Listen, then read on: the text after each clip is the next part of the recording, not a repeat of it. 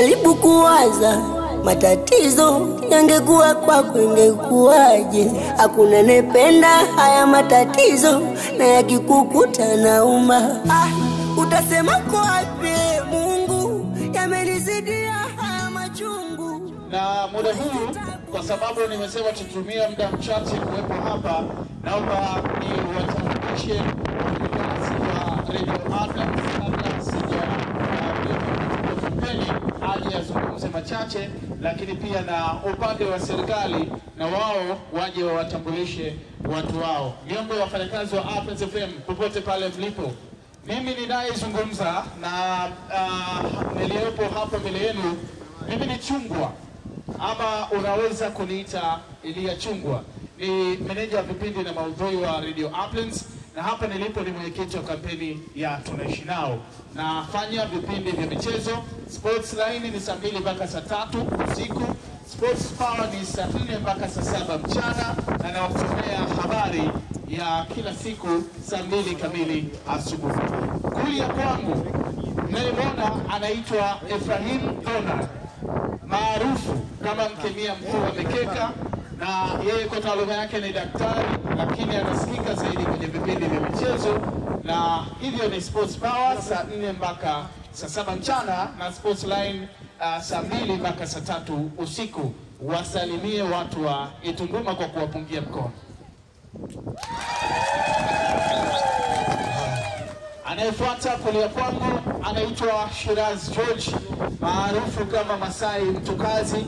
Yeye anasikika zaidi kwenye kipindi cha asubuhi leo kinachoanza saa 12 mpaka saa 4 kamili asubuhi, na yuko pia kwenye Wizara ya Tathmini na Mipango kila siku saa 10 mpaka saa 1 usiku. Kipindi kinaitwa The Bench. Jumamosi anasikika kwenye Flashback, Jumapili anasikika kwenye Kali za Kale. Naomba wasalimie kwa kuwapungia mkono watu wa Itunduma. Anayefuata anaitwa Nimrod Mgoe, maarufu kama Ghetto Wax. Yeye anasikika kwenye Wizara ya Burudani. Hii ni wizara ambayo inafanya vipindi vifuatavyo. Anahusika na Extra Favor kila siku saa 7 mpaka saa 10. Anasikika kwenye kipindi kingine cha Ladha ya Kusini Jumamosi saa 4 mpaka saa 8. Anahusika pia kwenye kipindi kingine cha Sunday Special siku ya Jumapili saa 4 mpaka saa 7 mchana, na anasikika pia kwenye kipindi cha Bumper to Bumper kila siku za Jumamosi saa 4 mpaka saa 6 usiku. Wasalimie wana Itunduma. Anayefuata anaitwa Edina. Yeye ni mwandishi wa habari, mtangazaji wa kipindi cha burudani cha Extra Favor saa 7 mpaka saa 10, lakini pia anasikika zaidi kwenye vipindi vingine kwa maana ya maudhui ya habari. Wasalimie watu wa Itunduma. Anayefuata anaitwa Joshua. Hilo sasa mwachane nalo kabisa. Yeye anaitwa DJ Jeda. Anasikika zaidi kwenye vipindi vyetu vya burudani, na kazi yake kubwa ni kuleta burudani ya muziki kwenu, na sana sana ni saa 7 mpaka saa 10 kwenye kipindi cha Extra Favor. Wapungie mkono wana Itunduma. Anayefuata anaitwa Sam Kihombo. Ni mwandishi wa habari na ni mtangazaji wa Uplands FM.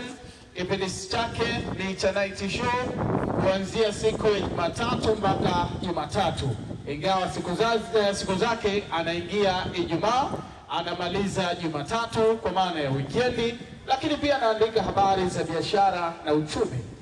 Wasalimie wana Itunduma. Anayefuata huyu ni mwandishi wa habari wa Uplands FM, na yeye ameamua kujikita kwenye habari za biashara na uchumi, lakini sauti yake kusikia ni kwenye kipindi cha Sauti ya Watoto Jumamosi.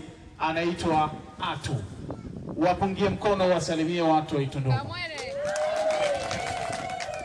Naomba nikutambulishe muhariri mkuu wa Uplands FM, dada yangu Shani Malipula. Huyu ndiye ambaye anahakikisha habari zetu zinaenda hewani kwa kiasi kikubwa, na anafanya kazi hiyo kuhakikisha tunapata habari kutoka kwenu wana Itunduma na maeneo mengine kupitia jopo lake la waandishi wa habari. Naomba wapungie mkono wanaitunduma na uwasalimie pia. Naomba sasa nimlete Beata Yosam. Huyu ni mtangazaji wa kipindi cha asubuhi leo saa 12 mpaka majira ya saa 4. Anasikika pia kwenye taarifa ya habari kila siku saa 1 usiku. Anasikika kwenye kipindi cha Jahazi la Pwani kila siku za Jumapili saa 10 mpaka majira ya saa 1 usiku. Na ndiye katibu wa kampeni ya Tunaishi Nao kwa msimu huu mwingine wa 2025. Wapungie mkono kama ishara ya kuwasalimia watu wa Itunduma. Nadhani nimemwacha mtu mmoja ambaye ni mratibu wa kampeni, atakuja kujitambulisha na kuja kuzungumza. Ninao ndugu zangu hawa wawili na waona wamesimama mbele yenu.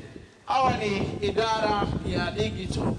Ndio wanatufanya sisi tupeleke maudhui yote mnayoyaona hapa na ambayo kwa mnayaona mitandaoni kutoka Uplands FM. Wa kwanza mwenye nguo nyeusi anaitwa Benedicto Ackley na ndiye mkuu wa idara ya digital pale Radio Uplands. Wapungie mkono kama ishara ya kuwasalimia wanaitunduma.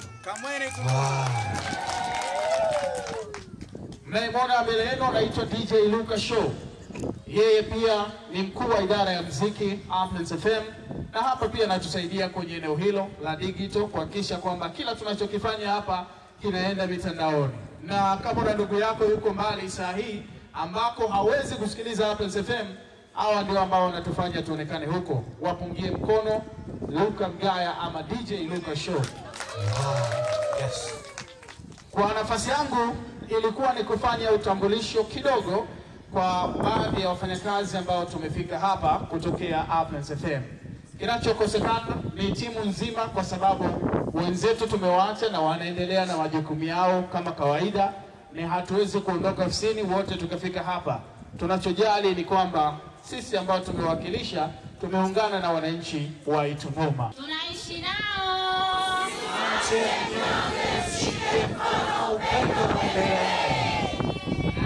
Asante. Kwanza kabisa nipende kuwashukuru sana, lakini kikubwa kumshukuru sana Mwenyezi Mungu kwa kutukutanisha hapa. Najua ni upendo mkubwa kama ilivyo kampeni. Si ndio hivyo? Makofi mengi kwa yetu. Asante. Nimepewa jukumu moja tu la kuwasilisha taarifa ya michango ya kijiji cha Itunduma, na naomba moja kwa moja niende kwenye agenda. Kwa majina naitwa Tabia Mkondola, ni mtendaji wa kijiji.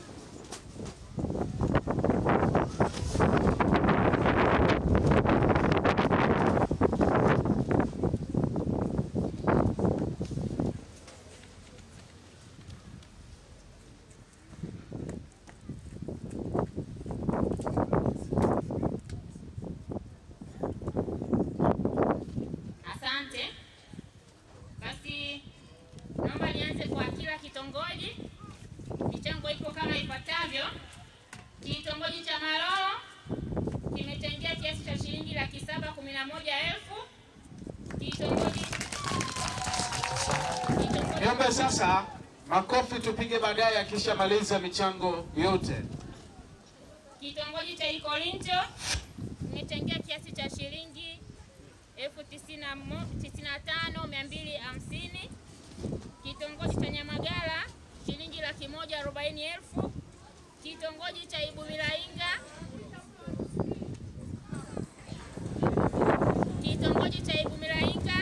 kimetengea kiasi cha shilingi 157,000. na kitongoji cha Ikwega kimetengea kiasi cha shilingi 112,200. na kufanya jumla ya kiasi cha shilingi milioni 1,720,000. na michango hii ni pamoja na wadau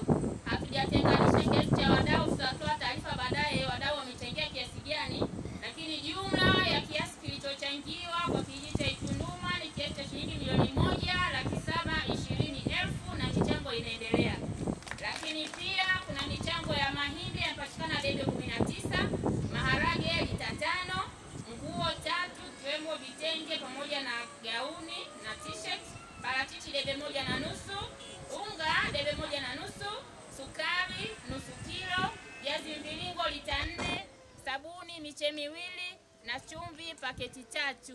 Naomba kuwasilisha na michango inaendelea. Asanteni sana. Tunashukuru sana kwa kuwa sisi tunataka kukimbizana na muda, hakuna namna, lakini tuko live kupitia Aflens FM muda huu, na ndio maana mnakuta wala hatutetereki kwa jambo lolote.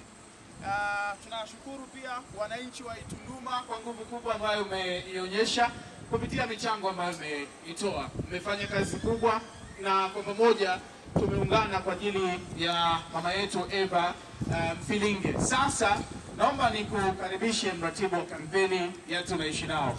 Na huyu ndio ambaye nilisema ndio saa 4 mpaka saa 6 usiku, na anasikika pia kwenye kipindi cha Sayari ya Upako siku ya Jumapili majira saa 12 mpaka saa 4, lakini anatusomea habari siku za weekend.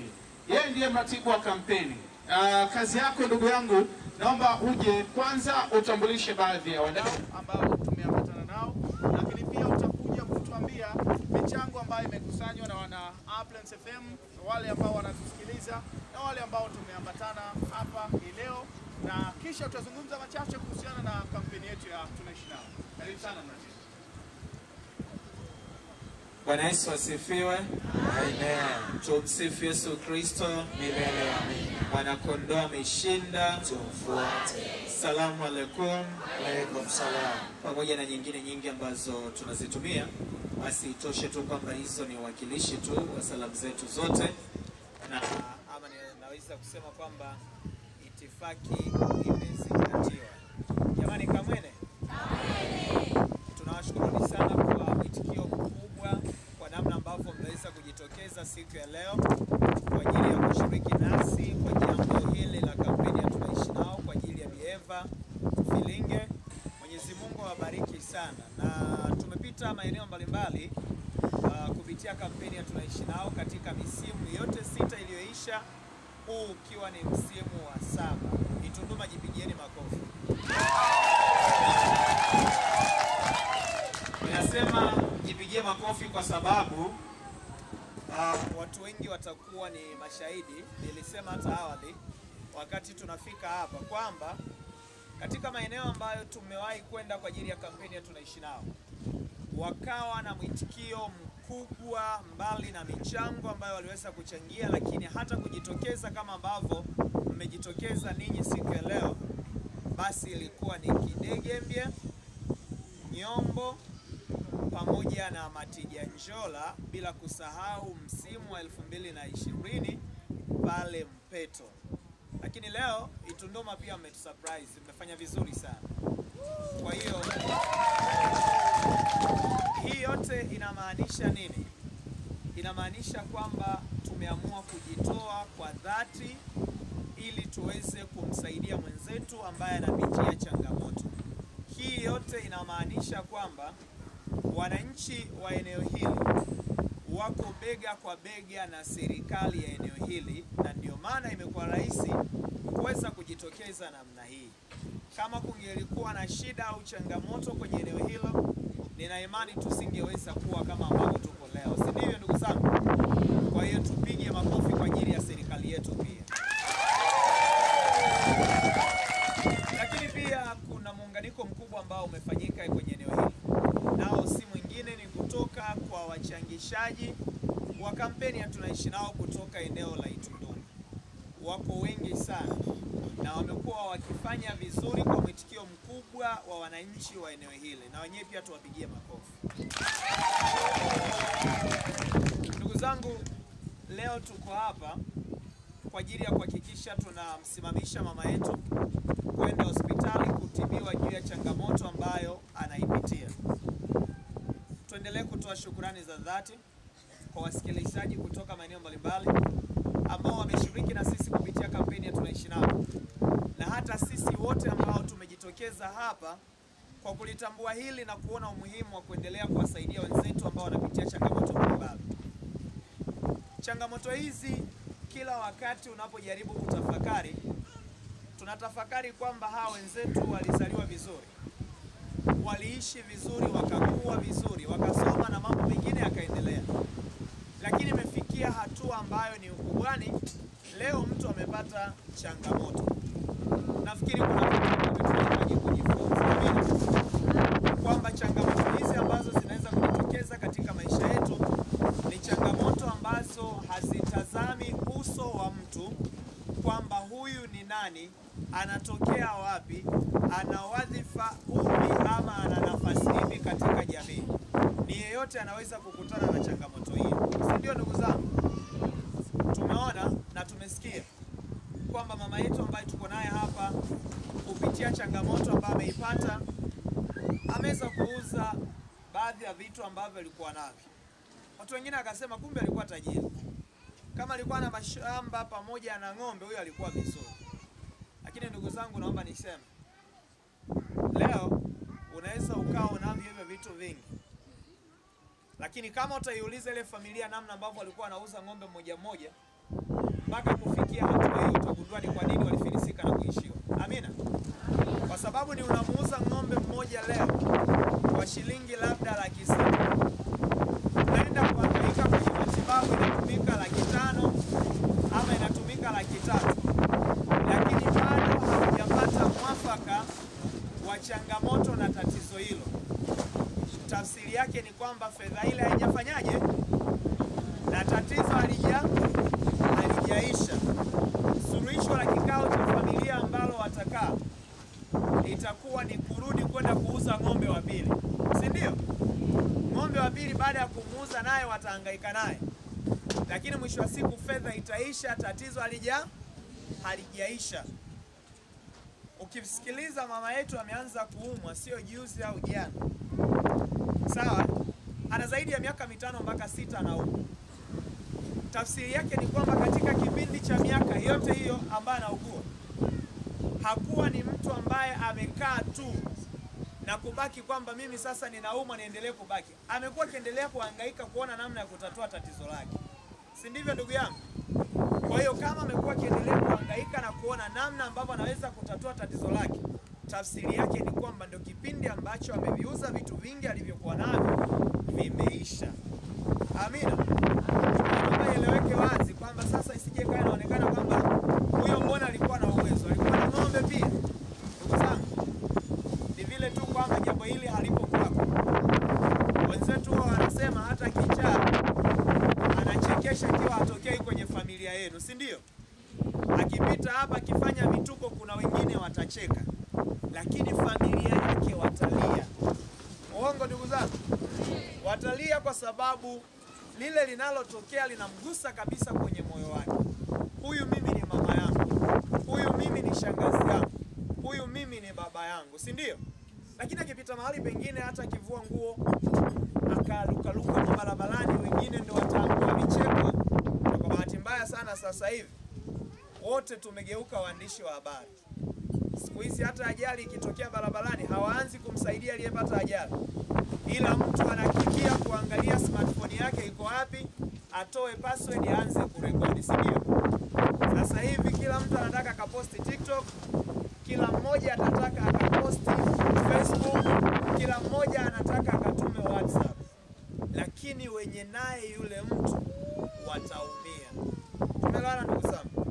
Kwa hiyo haya mambo ambayo yanatokea ni vile tu kwamba alijatokea kwenye familia ya kwako, ndio maana unaweza ukalichukulia kawaida kwa namna ambavyo limeweza kutokea.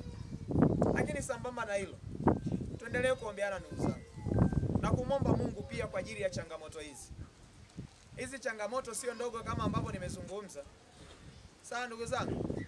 Kama ni changamoto ambayo inakupelekea wewe kuuza kila kitu ulicho nacho, sio rahisi. Lakini pia hawa watu hawajipendei ndugu zangu. Sidhani kama sisi tuliopo hapa kuna mtu ambaye kwa moyo wake wa dhati anataka tumtangaze redio inaita na matatizo, si ndio? Tunatamani kuzungumza juu ya sifa zetu nzuri. Tunatamani tuzungumze juu yake, juu ya sifa zake nzuri, si ndio? Lakini kuna muda tunalazimika kuzungumza upande wa pili ambao ni changamoto, na saa nyingine ni vigumu kuweza kuzungumza. Pamoja na hayo, ninaamini wengi kusikiliza kupitia redio, bado kuna changamoto kubwa katika jamii zetu. Bado kuna hawa watu ambao wanapitia changamoto mbalimbali kwenye maeneo yetu. Naomba tuendelee kutoa wito. Kampeni ya tunaishi nao kwa mwaka tunafanya kwa wahitaji 12. Hatutaweza kumaliza Njombe nzima. Amina. Tutazunguka kwenye maeneo mengi, lakini hatutaweza kuimaliza Njombe nzima. Tutajikuta tunaishia mahali kampeni ndio tunakuwa tumesitisha msimu wa kampeni tunaishi nao. Lakini tunao watu ambao wana uwezo. Tunao watu ambao wanaweza kufanya jambo kwa ajili ya wale wahitaji.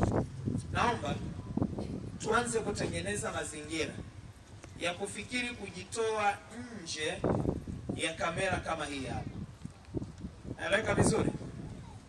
Utofauti uliopo hapa ni kwamba kama sasa hivi tutasema ningewasimamisha watu 5 kwa ajili ya kuweza kuchangia. Ikipita karatasi anaweza kutoa shilingi 5,000, anaweza kutoa shilingi 2,000, si ndio?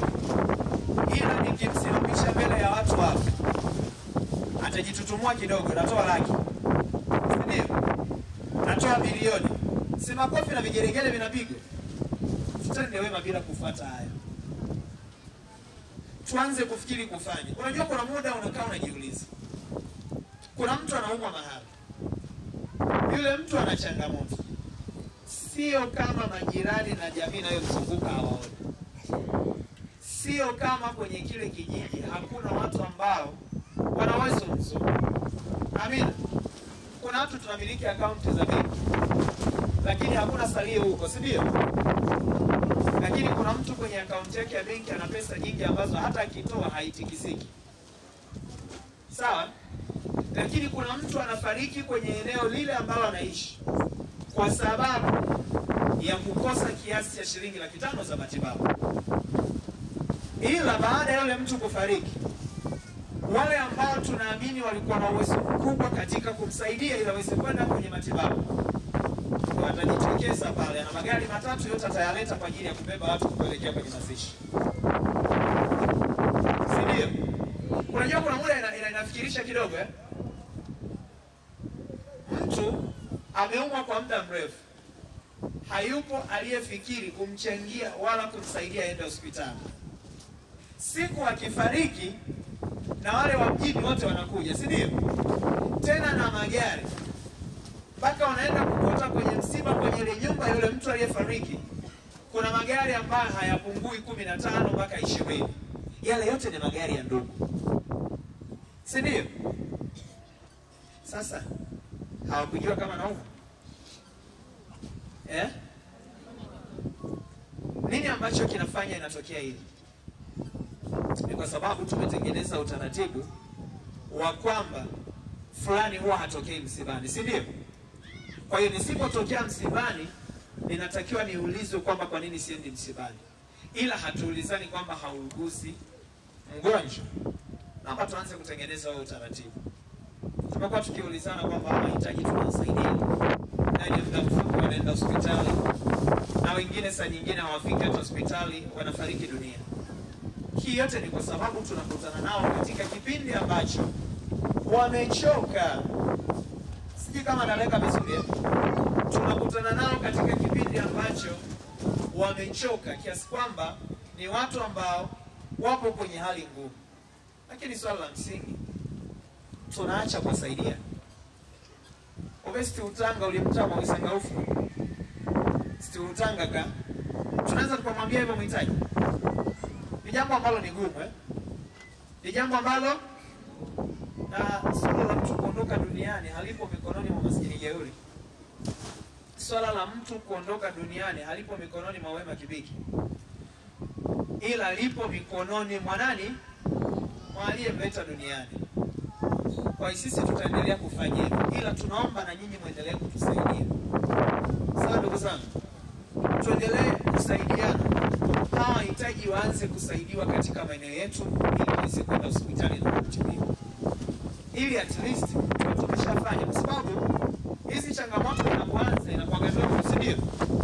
Inakuwa haihitaji gharama kubwa sana kuweza kusaidia wewe mhitaji. Lakini siku hadi siku zinapozidi kuongezeka mpaka mtu jicho halioni. Lakini changamoto wakati inaanza jicho silikuwa linaona. Kwa kumbe inawezekana tungemsaidia kipindi hicho angeweza kuendelea vizuri na hatimaye kupona ama kuwa salama. Lakini tunasubiri changamoto mpaka zimekuwa kubwa. Lakini tuendelee kuwapongeza Wanaitunduma kwa sababu tayari mlishaanza kufanya kitu kwa ajili ya mama yetu. Michango ya vitongoji ilifanyika, lakini baadaye wale wanaochangisha kampeni tunaishi nao wakachangisha pia kwa ajili ya mama kaangaika kwenye hospitali, ndipo ambapo ilikuja kugundulika kwamba ana tatizo la kansa. Mungu abarikeni sana. Kile ambacho tunakifanya sio kidogo, ni kikubwa. Niliwahi kusema siku moja, hawa hitaji tunaokutana nao, ukiona anakushukuru akatamka neno Mungu akubariki, ile inatoka wapi? Inatoka wapi? Lakini sidhani kama kuna mtu anasema Mungu akubariki eti kwa sababu umemnunulia bia. Wao wamewanunulia bia, wamekunywa sana na wamelewa. Wale kitakachotokea kesho asubuhi wataanza kusema yule jamaa matumizi yake ya hela kwa mwaka sije kama tatoboa, zitaisha zile. Kwa alichokifanya jana, vijana wanasemaga alimwaga moto alimwaga moto pale Babeda, si ndio? Alikuwa mwamba yeye tu. Alichokifanya ni kuambia panga grade ziwe sawa na mimi mpaka hapa, si ndio? Kinachokuja kutokea malipo yake ni kwamba kesho asubuhi watu wanaanza kukusema sawa, ila mdalo atakupigia makofi mwamba mwamba mwamba, lakini kinachofuata kesho wanaanza kukusema bwana yule kwanza na zisendi za mwene sijinda zipatrewia mai wewe sio kwa matumizi yale. Alafu unajua wanasemaje? Ikolo pala ya hasile senga. Yaani kwa matumizi yaliyofanyika jana ng'ombe aliisha pale. Tumepokea kiasi cha shilingi 5,636,300 mpaka sasa, ndo ambacho tumekuja nacho hapa, ambapo waliotumwa kwenye simu ilikuwa jumla shilingi 1,101,025, ambayo tukijumlisha na hizo nyingine ambazo tulikuwa tunazitaja kutoka kwenye maeneo mbalimbali tunapata jumla ya shilingi 5,636,300. Sema kweli iko sawa eh? Maana nilikuwa naona jumlisha. Asante sana. Sawa, tunashukuru sana kwa taarifa hiyo mratibu wa kampeni, lakini tunawashukuru pia Watanzania wote ambao walileta fedha zao kupitia wachangishaji wetu, kadhalika na wale ambao walileta fedha zao kupitia namba zetu ambazo huwa tunazitangaza kila wakati.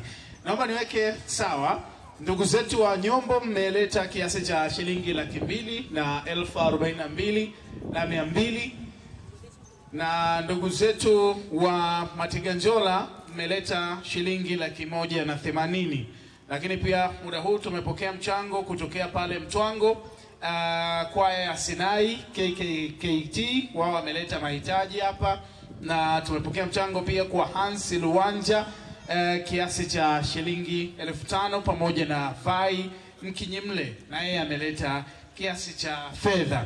Kadhalika ndugu zetu wa Mgodechi kanisa la RC tumepokea shilingi 23,000. Uzuri katibu leo alisema ataandaa taarifa kutuchanganya, bahati mbaya yeye ndo kajichanganya. Kila mtu atachanganyikiwa kwa wakati wake. Tunaishi nao. Asanteni sana. Naomba sasa tupate salamu za watu mbalimbali, na mtu wetu wa heshima ambaye yuko hapa, mwenyekiti wa kamati ya shule, ndio ambaye atazungumza mara ya mwisho na tutaenda kwenye kapu la nyumbani. Kwa hiyo kama kuna mtu hakufanikiwa kutoa fedha, tutaweka chombo hapa, tutaendelea kukusanya zile sadaka ambazo umekusanya na utakuwa umefika nazo hapa. Kwa wakati huu naomba nikuinue mtendaji wa kata ya Mtwango, nawe uje uzungumze machache tu kwa niaba ya kata yako na viongozi wako kuhusiana na kampeni ya Tunaishi Nawe ya April's FM, lakini tunashukuru uwepo hapo hapa kwenye kampeni hii hapa Itunduma. Karibu sana. Bwana Yesu asifiwe. Amen. Tumsifu Yesu Kristo. Mwana kondoo ameshinda. Asalamu alaykum. Wa alaykum salam. Awali ya yote niwapongeze kwa mfungo wa wale wote ambao tumefunga. Hongereni sana. Jambo la pili, naomba nitoe shukrani za dhati hasa kwa redio yetu ya Upland, kwa kuweza kuona umuhimu wa kuwashika mikono wale wote wenye uhitaji. Kwa kata yetu ya Mtwango nawashukuru sana. Kata ya Mtwango mpaka sasa tumepewa wale wahitaji wenye mahitaji maalum, tumepewa katika vijiji vitatu. Awamu ya kwanza tulianza kijiji cha Ilunda, awamu ya pili tumekuja kushiriki kijiji cha Lunguya, na leo tunashiriki kijiji cha Itunduma. Kiuhalisia hatuna neno zaidi ya kuwashukuru sana ndugu zetu wote mliotoka sehemu mbalimbali. Jambo la tatu, niwapongeze sana watumishi wote wa redio Upland. Ikiwapendeza niombe msimame. Wakati huo wachungaji wangu popote mlipo, tuwaombee hawa wenzetu waliobuni hiki kitu na kiweze kudumu na kiendelee kuwasaidia wenzetu wenye mahitaji mbalimbali. Watumishi wote wa redio ya Upland mkisimama, na wachungaji naomba tuwaombee hawa watu kwa muda wa dakika 2 tu. Tuwaombee kwa namna walivyobuni na kuweza kuwasaidia wenzetu ambao wanaweza kusimama na kufikia hatua fulani mpaka leo hii. Karibuni wachungaji. Watumishi wa redio Upland tukisimama hivi, wachungaji tuombe kwa mbele.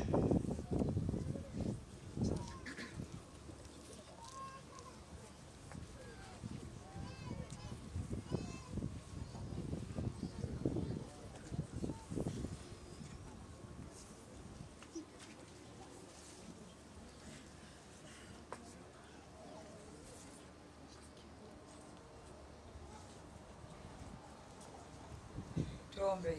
Asante Mungu wetu, tunaliinua jina lako na kulitukuza Bwana Baba mtakatifu kwa ajili ya utaratibu huu wa kuwasaidia wahitaji, kama neno lako Bwana linavyosema, amkumbukaye mhitaji Baba mtakatifu anayo heri, maana utamkumbuka wakati wa taabu. Asante Bwana kwa ajili ya watoa huduma hawa Upland Radio Bwana Baba mtakatifu. Asante kwa ajili ya kuwaita na kuwaweka katika mkoa huu. Baba mtakatifu, wanaendelea kuifanya kazi yako kama Bwana uliowaita. Katika jina lako Yesu Kristo Bwana Baba mtakatifu, ninaomba Mungu uendelee kuwakumbuka.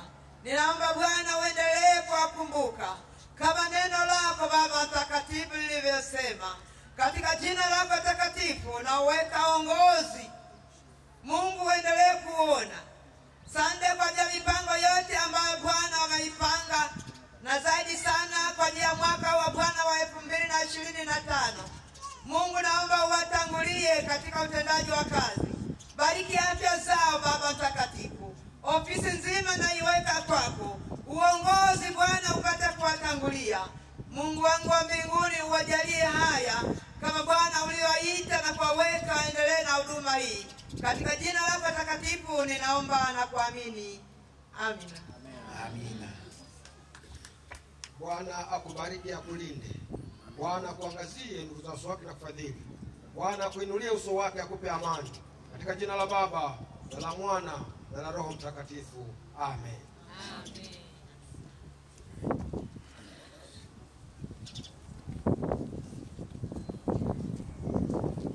Tunawashukuru sana wachungaji kwa baraka mlizozitoa kwa wenzetu walioanzisha kipindi hiki na kuweza kufanya kiendelee kutusaidia sisi wa Tanzania. Na mwisho kabisa, niwashukuru sana wachangishaji kutoka sehemu mbalimbali, tukiongozwa na ndugu yangu, rafiki yangu kutoka kijiji kimoja. Njoo ndugu yangu.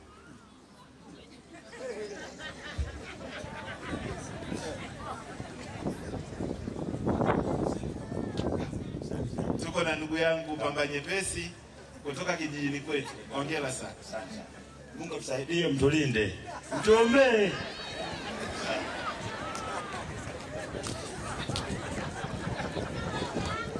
Basi kwa nafasi hii tulitakiwa tuwe na mheshimiwa diwani, lakini bahati mbaya afya yake haiko vizuri.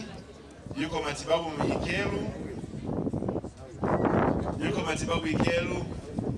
Hivyo basi ameagiza salamu zake tumeshaziwasilisha kwa ngazi ya kijiji, Kwa nafasi hii naomba nimuinue kakaangu katibu wa mbunge wetu wa jimbo la Lupembe, ndugu Enos Swale, mheshimiwa wakili msomi. Katibu wa mbunge, naomba nikukaribishe. Kabla hajafika katibu, naomba niweze kutaja majina yangu, ambaye ndiye mtendaji wa kata. Naitwa Winifred Fualo, mtendaji wa kata ya Mtwango, mwenyeji wa kule kwa Pamba Nyepesi. Yes.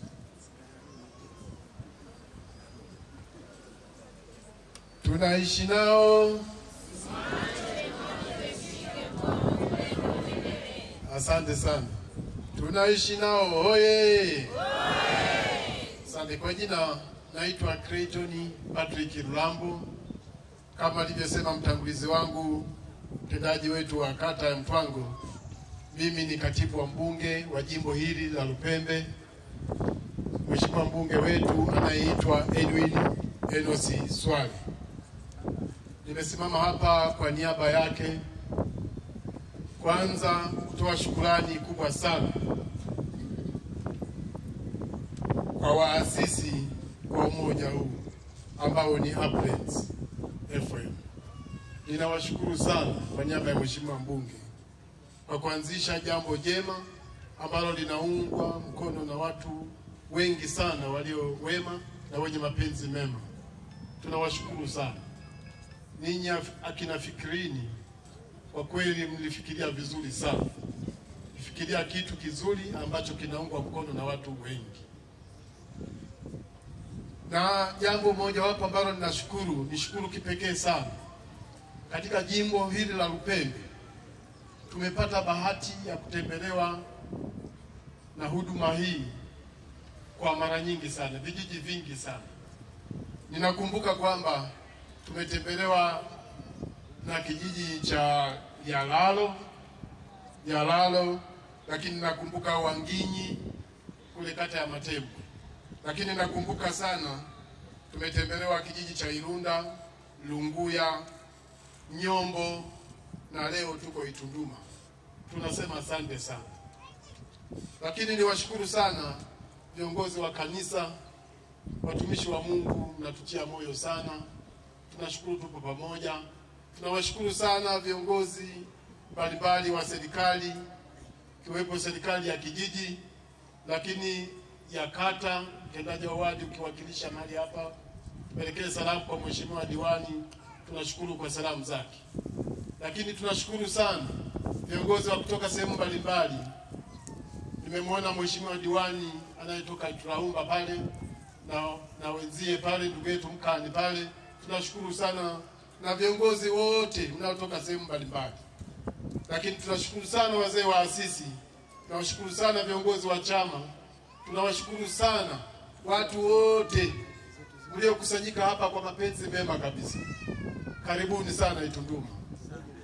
Kwa kweli tunawashukuru.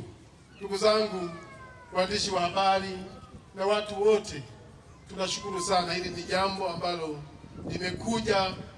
limekuja kwetu, limekuwa jambo la faraja kubwa sana.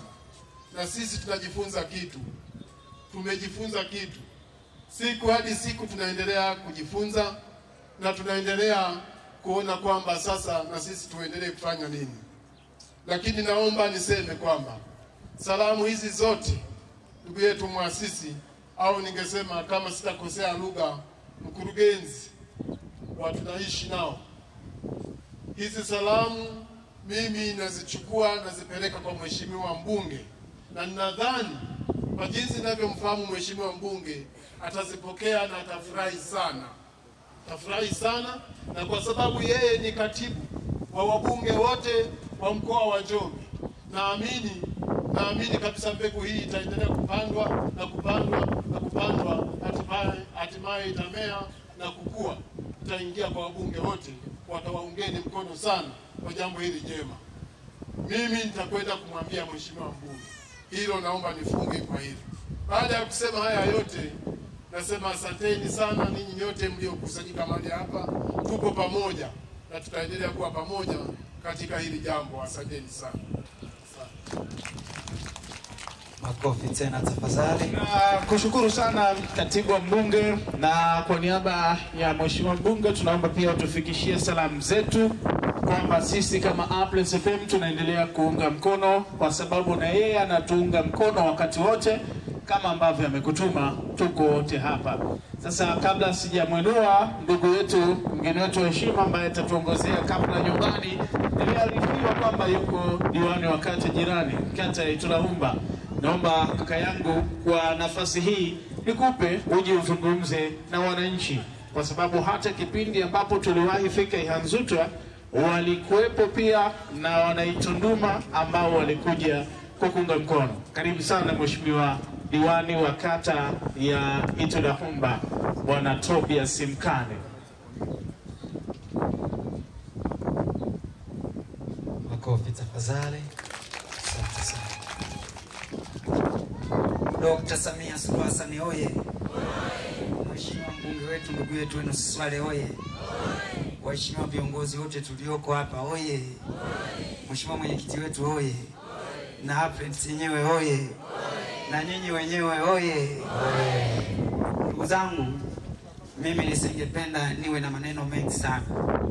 Kwanza nikizingatia mtangulizi wetu ambaye ni mratibu mwenyewe alisema ukiona mtu anapenda kukaa sana mbele ya vyombo vya habari na kuzungumza mambo hasa kwenye jambo kama hili, lazima umpime mara mbili.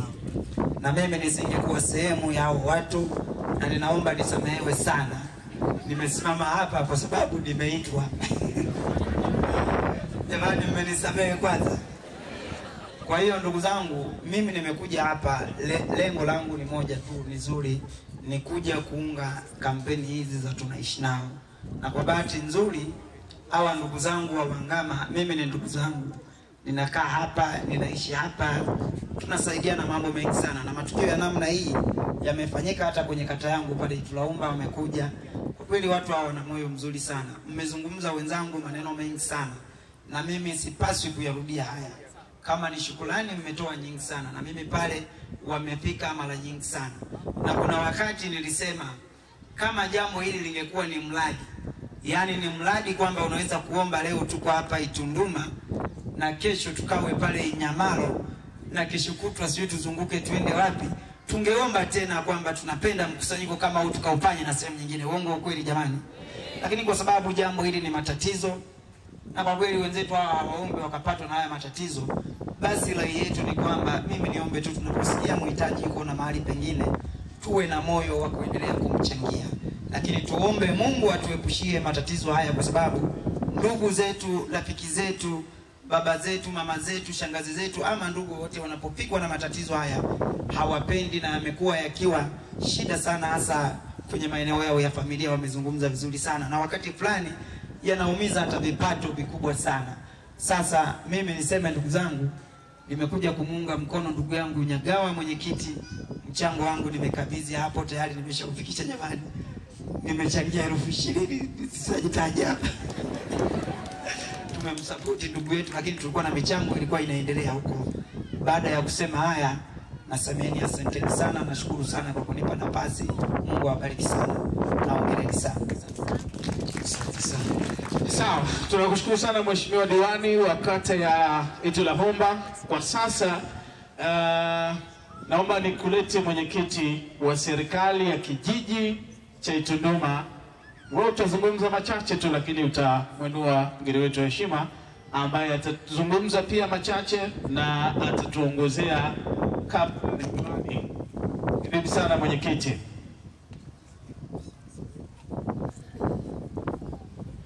Ewa weuli. Na mimi nichukue nafasi hii kwanza kuwashukuru sana kwa michango yenu leo kwenda kusoma mahali hapa. Lakini nichukue nafasi nyingine tena kama walivyosema wenzangu kuwashukuru sana watu wa Radio Applets kwa kazi kubwa wanayofanya ngazi ya mkoa na hata wilaya kwa ujumla. Lakini kipekee sana nimshukuru sana mheshimiwa wangu mkuu wa mkoa, kwa sababu jambo hili linafanyika kimkoa. Kwa kuwa linafanyika kimkoa, tuna kila sababu ya kumshukuru mheshimiwa mkuu wa mkoa na viongozi wake wa ngazi ya chini kama waheshimiwa wakuu wa wilaya. Lakini vile vile nichukue nafasi hii kuwashukuru sana viongozi wote waliokwenda kuzungumza maneno mazuri hapa.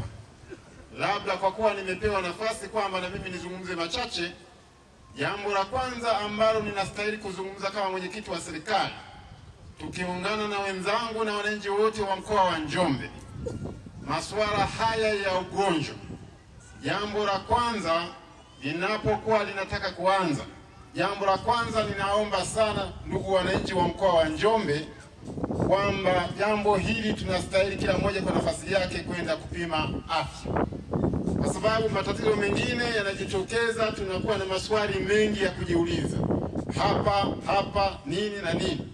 Wengine wanasema kimekawa sijui kijiti sijui na nini, lakini jambo kubwa ni kwenda kupima afya. Lakini jambo la pili, ndugu zangu wa Tanzania, tuangalie pamoja na sambamba ya kwenda kupima afya, tuhakikishe tunapoona kwamba kuna jambo lolote ambalo lipo ndani ya mwili wetu, tunastahili kuwahi hospitali. Lakini sambamba na hilo, jambo lingine linalofuata sambamba na hilo, ndugu zangu wa Tanzania, sasa hivi tunakula vyakula vingi. Tunapokwenda kupima afya, unakutana na saratani, unakutana na swala zima la kisukari, unakutana na magonjwa mengi. Sasa haya magonjwa yanazalishwa na nini? Yanazalishwa na vitu tunavyokula, vikiwepo masuala ya mafuta na vitu vingine. Lakini kitu kingine ambacho nakiona kama mwenyekiti wa serikali kwa sisi wa Tanzania ni swala la kunywa pombe kupita kiasi. Tunakunywa pombe zile za chenyeji, tunakunywa na mambo mengine. Sasa ile ya kunywa pombe ile nayo mara nyingi sana inafifisha swala la afya. Kwa hiyo sasa hivi serikali inatoa pombe za aina nyingi. Ukiangalia kwenye upande wa vijana, wanasema sijui vile viroga sijui na nini. Sasa kipimo, wanasema kipimo pengine ni kimoja, wewe unazidisha zaidi ya kipimo kimoja. Sasa ukizidisha ndani ya kipimo kimoja, ujue tayari athari ya mwili wako unakwenda kwa athari mwili wako. Hatimaye ukienda hospitali kupima, utaonekana kwamba una ugonjwa wa aina fulani. Kwa hiyo niwaombe sana, na lingine ndugu zangu wa Tanzania, tujali sana kwenda kufanya mazoezi. Nenda kafanya mazoezi machache, pengine kwa kupalilia miti ya parachichi hata angalau 5, kapalilie mistari ya mahindi hata angalau mistari 5 hapo utakuwa umefanya mazoezi. Ukiwezekana kimbia hata kidogo, ufanye mazoezi ya kina. Na la mwisho, kama sisi viongozi wa serikali, tunasisitiza sana kumwomba Mwenyezi Mungu atuepushe na majanga haya. Bwana Yesu asifiwe sana. Twende kila mmoja kwa nafasi yake akamuombe Mwenyezi Mungu. Kwa nafasi hii niliyopewa kwa maneno machache ambayo nimeambiwa nizungumze, basi kwa nafasi hii nimkaribishe mheshimiwa mgeni rasmi ili aweze kuja kuzungumza machache kama nilivyopewa nafasi hii. Karibu mheshimiwa mgeni rasmi, yangu Mlonganile. Asante sana. Makofi mengi. Unaweza ukapiga tena makofi mengi. Asante sana. Asante. Huyo anapendeza.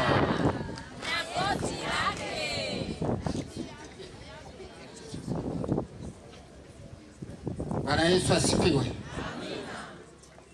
Mbarikiwe na Bwana. Kwanza nichukue nafasi hii kushukuru viongozi walio meza kuu, pia viongozi wa Radio Appliance, na pia niwashukuru wananchi wote kwa jinsi ambavyo tumeitikia wito katika tatizo la mama yetu Eva Filingi.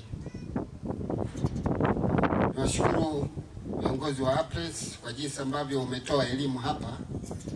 Ni elimu nzuri ambayo umeitoa. Nina imani wananchi wote watakuwa wameielewa kwa jinsi ambavyo wamefafanua kwamba kabla tatizo halijawa kubwa, ni vizuri tukachukua hatua mapema, na hasa sisi ambao tunakuwa jirani na wewe kwenye tatizo. Jambo hili limenifurahisha na naomba na nyinyi wenzangu mlishike ili tuweze kuokoa maisha ya wenzetu. Jambo hili Ni jambo muhimu. Nilipopewa taarifa jana kwamba niwe miongoni mwa watu ambao watahusika katika jambo hili, na hasa nilipewa hii nafasi ya kuwa mgeni rasmi, nikaipokea kwa imani kwamba tutakuwa wote katika jambo hili. Sitafanya peke yangu, isipokuwa tutasaidiana wote kwa jinsi ambavyo tumefika hivi leo. Na kama ambavyo viongozi wa Apprents wamezungumza hapa kwamba kutakuwa na kapu, kwa hiyo nafikiri tutalifanya jambo hili, na naomba mniunge mkono katika jambo hili. Na mimi ni kapu lenyewe liko wapi? Kwa hiyo kwa jinsi ambavyo tumeambiwa na nimeambiwa nitaongoza jambo hili, kwa hiyo na mimi ninaanza kwa kutoa shilingi 10,000.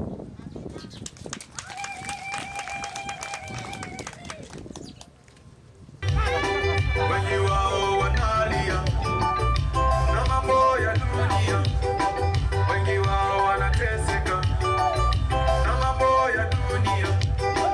Yatima wanalia, wajane wanateseka, tuwashike mkono, tuwasaidie, tuwashike mkono, tuwainue.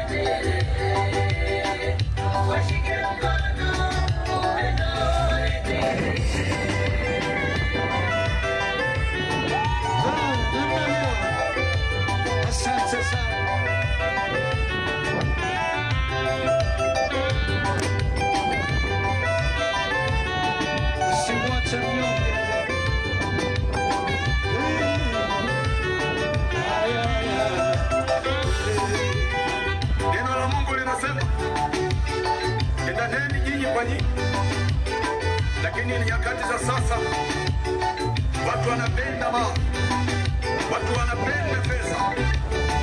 Yatima wanalia, wajane wanahangaika, wagonjwa wanateseka, lakini watu wanapenda mali zao. Sikiliza nikwambie mpendwa, dunia imeharibika, dunia imekwisha, dunia imechafuka. Angalia, wakati wa msiba na milango za kutosha, magari mengi. Angali ilipokuwa mgonjwa, watu hawakunitazama. Sikiliza nikwambie, yuko mtu mmoja tu ambaye Mungu amemwinua kama mtume, akajua ya kwamba duniani tunaishi na watu. Ndipo akasema, nilifikirini nitainuka, nitawaambia watu tuwasaidie. Wako wagonjwa wengi, hawana pesa za kwenda hospitali. Wako yatima wengi, wanahangaika. Ndipo mtume huyu akasema ya kwamba hebu tuwashike mkono hawa wanyonge, hawa wasiojiweza. Ndipo akatengeneza timu ya watume wote. Mungu awabariki. Sina cha kusema zaidi ya kumwinua Mungu ali hai. Mungu ibariki Apprents Radio. Mungu bariki Imani aliyopiga wimbo huu. Wewe ni Baba asiyeshindwa, wewe ni Mungu asiyeshindwa. Twende kwa nani kama sio kwako Baba? Tukimbilie kwa nani kama sio kwako? Asante Yesu, kwa sababu wewe ni mwaminifu. Amen.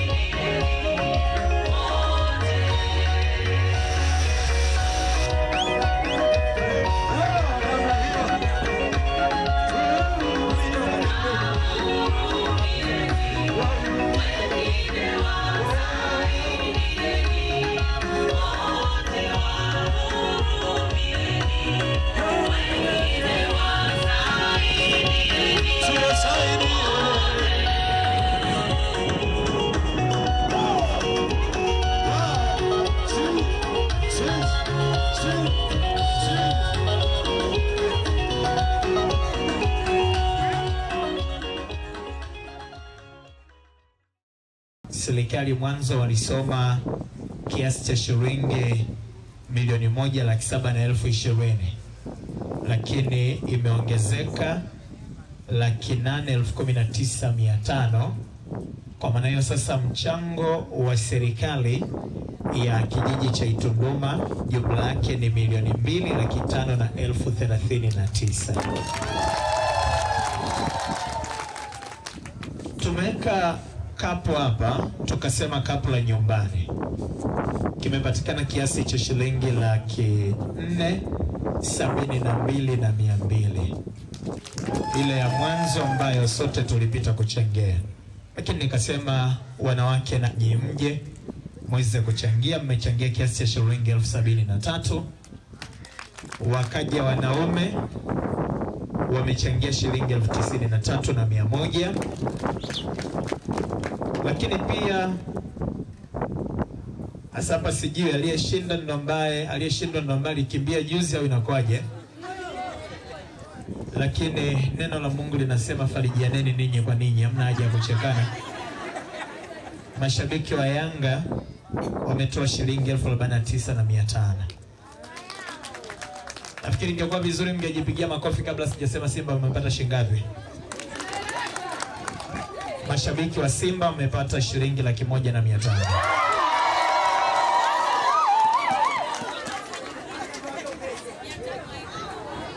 Bado tuendelee kukaa kwenye ule mstari wa farijianeni ninyi kwa ninyi. Amina.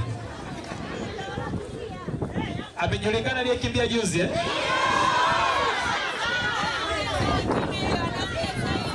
Asante sana. Sasa mashabiki wa Yesu pia wamekuja hapa, wametoa shilingi 36,800. Nikawa nimesema wale wenye uhakika wa kula, wenye uhakika wa kula iseni wachache, shilingi 11,200. Asante sana. Sasa hii imeleta jumla ya kapu la nyumbani kuwa ni shilingi 836,300. Kwa maana hiyo sasa ni kwamba majumuisho ni kama ifuatavyo. Mchango wa serikali ni milioni 2,539,000. Mchango ambao umekusanywa na Uplands FM Radio pamoja na wadau ni milioni 5,636,300. Mchango ambao umekusanywa hapa kama kapla nyumbani ni 836,300, ambayo inaleta jumla ya shilingi milioni 9,11,600. Jumla ni milioni 9,11,600. Mungu atubariki sote ambao tumenyosha mkono kwa ajili ya kuhakikisha tunamgusa Bi Eva Mfilinge, lakini mahitaji yale mengine kwa maana mahindi, maharage na vitu vingine hajawekwa kwenye hesabu kwa muda huu, lakini vyote vitapelekwa pale nyumbani kwenye familia. Asanteni kwa kunisikiliza na Mungu awabarikini sana. Sawa, mimi nakushukuru mratibu, lakini wote kwa pamoja tuna kila haja ya kujipongeza, lakini pia kuwapongeza na wenzetu ambao walituma fedha zao, kama sio kushukuru, kwa sababu tumefikia walau kiasi fulani kwa ajili ya kumpeleka mwenzetu hospitali mama yetu Eva Mfilinge. Niombe sasa watu wafuatao: Anet Wikech na Anthony Mgindo. Hawa ni wananchi wa Itunduma, na wao nawapa nafasi wazungumze kwa niaba ya wananchi wa Itunduma, na kisha tutapata neno la shukurani kutoka kwa familia. Baadaye atakuja kuhitimisha mwenye eneo lake, mwenyekiti wa serikali ya kijiji hiki cha Itunduma.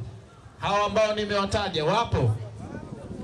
Niombe sasa tuanze na mzee wangu Anthony Mgindo, na wakati mama yangu pia Anet Wikech ukijiandaa. Karibu sana. Asante. Bwana Yesu asifiwe. Bwana Yesu asifiwe sana. Amina. Kwa niaba ya wanaitunduma kwa ujumla, mimi kama mzee naishi katika kijiji hiki, bali ya kwamba katika sehemu ya ushauri wa wazee walio kijijini hapa, napenda kutoa shukrani zangu za dhati kwanza kwa radio hii ya Upland FM. Kwa kweli mimi nasema viongozi, Mwenyezi Mungu awabariki sana, Mwenyezi Mungu awanyoshe mikono, na sisi tunasema bado tunawatakia kila la heri kwa shughuli zenu zinazoendelea nazo. Mungu awabariki sana. Jambo la pili, ni washukuru sana sana wote mliotoka katika vijiji mbalimbali vilivyoko katika mkoa huu wa Njombe. Mungu awabariki sana sana sana. Nimesema hivi, na washukuru sana, Mungu awabariki sana.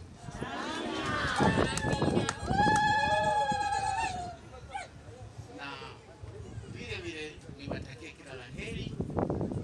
Mungu awasaidie sana tutakapoondoka hapa, basi Mungu awatangulie, tutembeeni salama.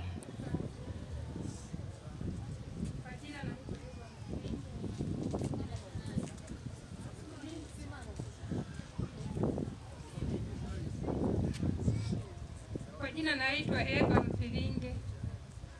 Na washukuru wote walionisaidia jamani, ugonjwa huu niliougua huu. Nasema asante sana, mbarikiwe na Mungu, sababu Mungu ndio Mungu wa vyote kwetu. Na mimi hapa nimekuja hapa kwa sababu yenyewe wenzangu nisaidia. Naelewa Mungu atanisaidia, mtaniponya, kwa sababu mtaniponya nyinyi wenyewe mliochangia hela. Na washukuru sana, Mungu awabariki.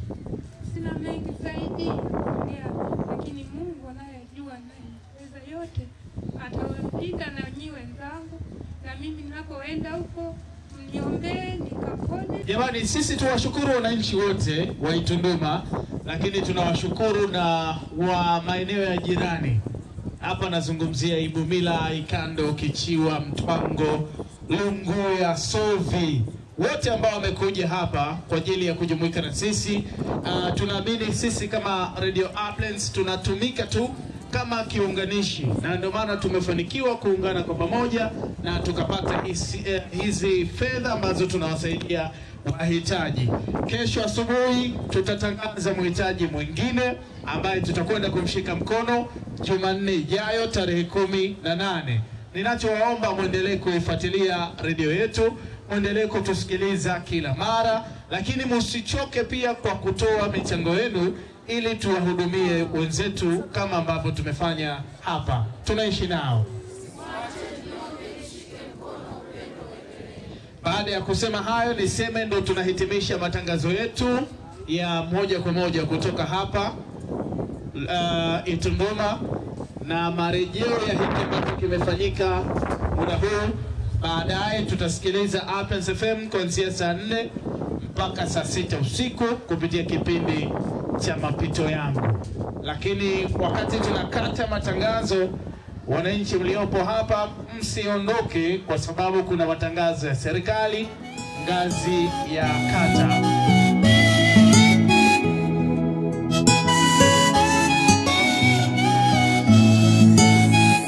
Jaribu kuwaza matatizo yangekuwa kwako ingekuwaje? Hakuna nependa haya matatizo na yakikukuta nauma. Utasema kwa wapi Mungu yamenizidi